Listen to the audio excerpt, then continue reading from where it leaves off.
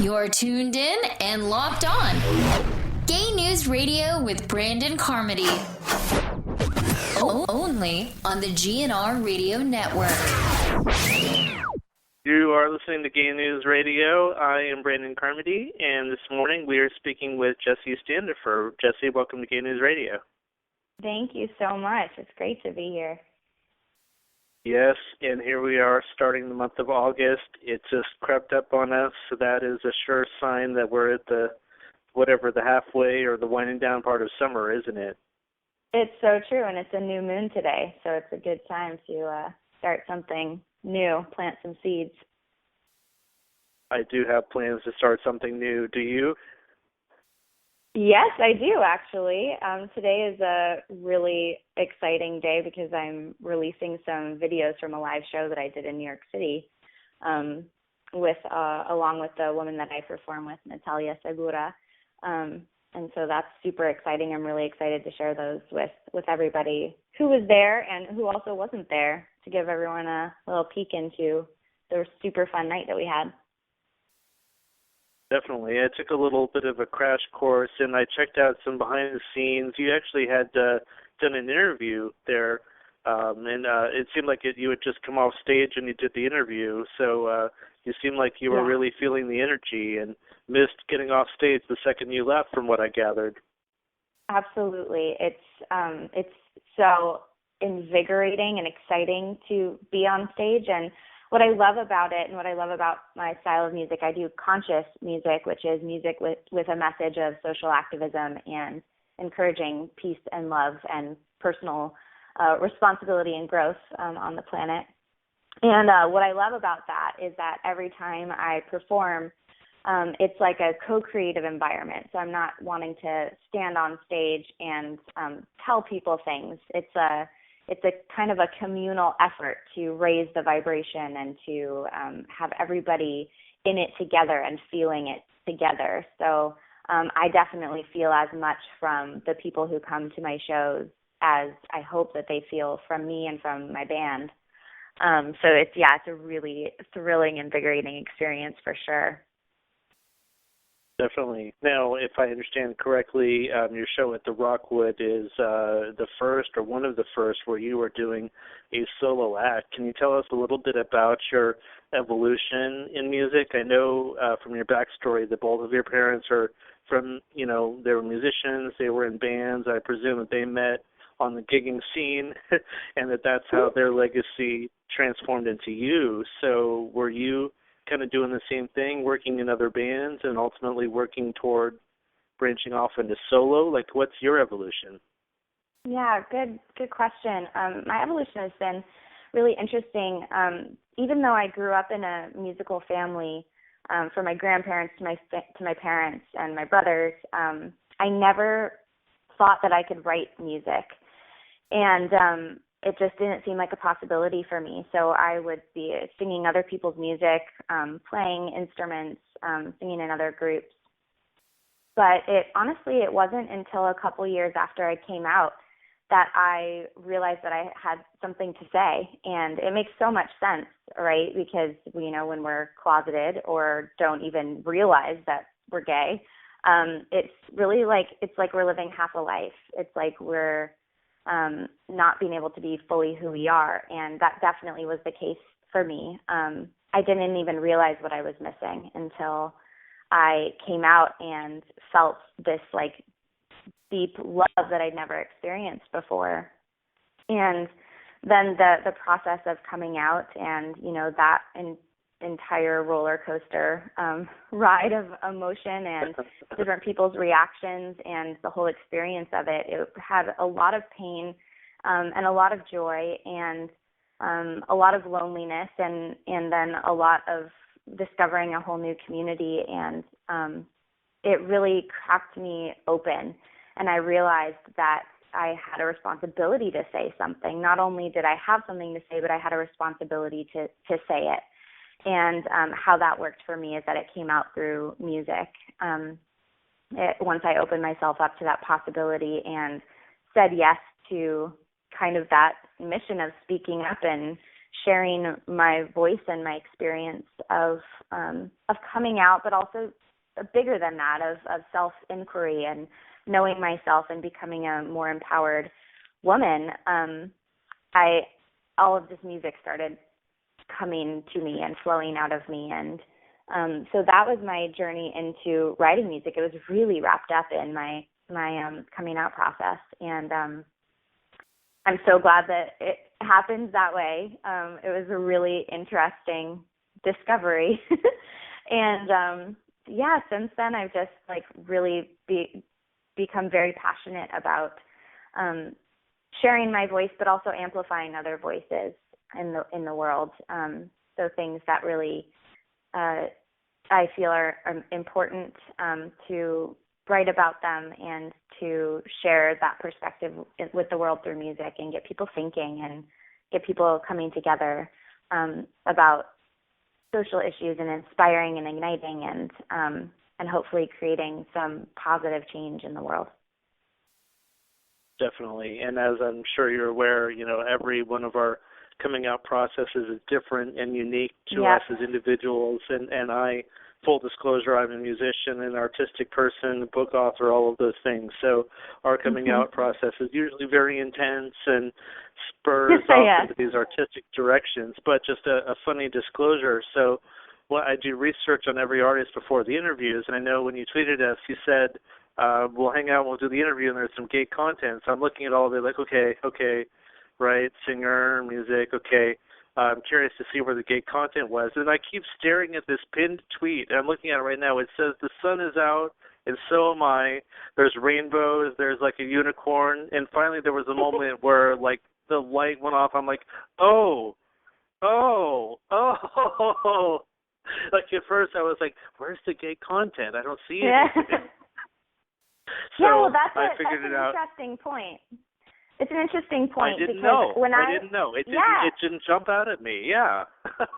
Well, when I was coming out, one of the things I was interested, and probably why I didn't come out sooner, was that I didn't see very many lesbian people that I related to on a level. Like there are all of these people in pop culture that they're just themselves. Well, I don't know if they're truly themselves, but they are, in the public eye, and these like beautiful, strong women, and it's really a passion of mine to be another one of those like beautiful, strong women who also happens to be gay, and to write about not necessarily specifically lesbian things or gay things, but it's through my lens as a gay woman in the world. So my experience is definitely everything is filtered through that. So it's a unique perspective that is not prevalent still.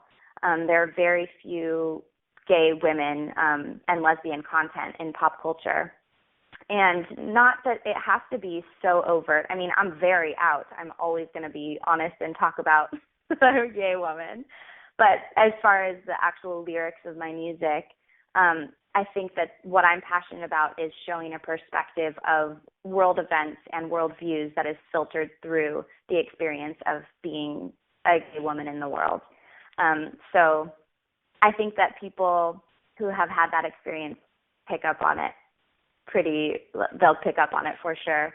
And then, the message of coming out is a universal message. I mean, it's so obvious in the LGBTQ community that we have something really huge to come out about, and everybody has something that they have to come out about and be honest about, and that's like usually the best parts of ourselves that we hide and we make smaller so that we don't offend somebody or hurt somebody or trigger somebody, but those are also the most beautiful parts of ourselves. And so I think that we have the distinct pleasure and opportunity to lead the way of being our amazing selves fully and out, and give other people who, whatever their orientation is, to come out about whoever they are in the world as well. So I hope that it's also clear that it comes out as a universal message to people that the sun is out, and so am I. You are not alone.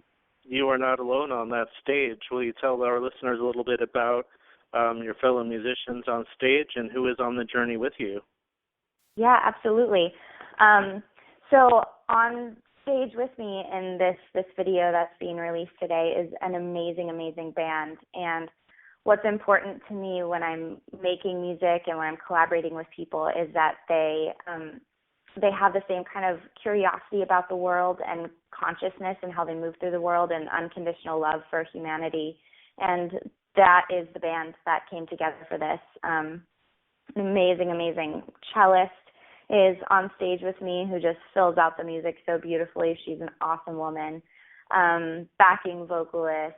I have an incredible drummer who is a super conscious man, and then my keyboard player and bass and guitar. It's just a band full of people who we genuinely have fun together, and they're incredible musicians.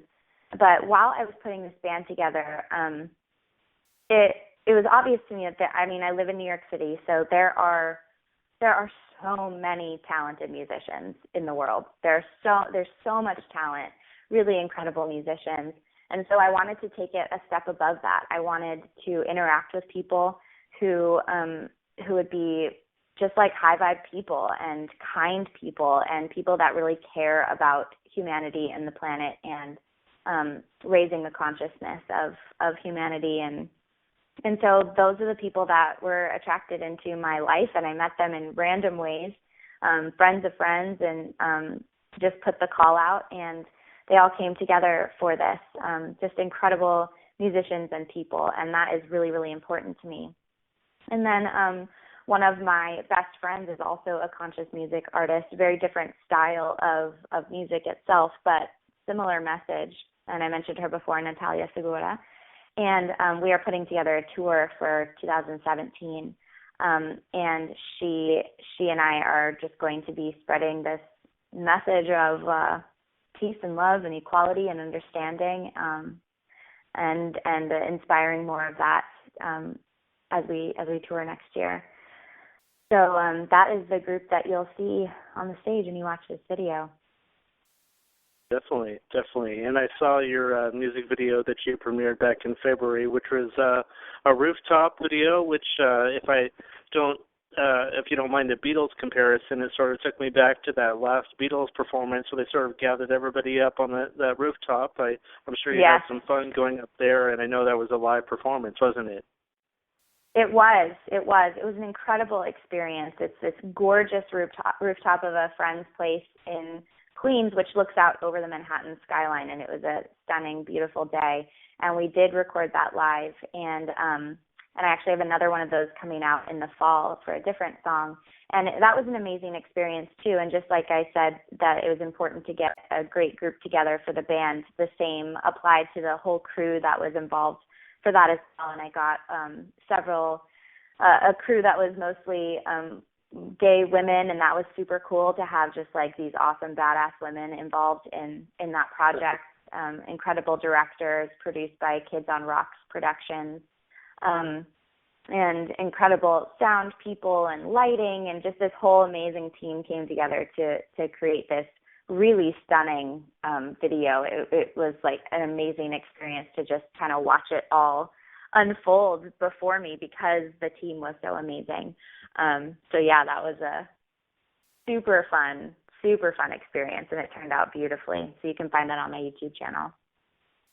Cool. So the $1 million question for any musician that like yourself that's coming out with works like this, will there be a CD, a record, a CD, a video record? What are the plans ultimately for you to directly get this music out to the listeners?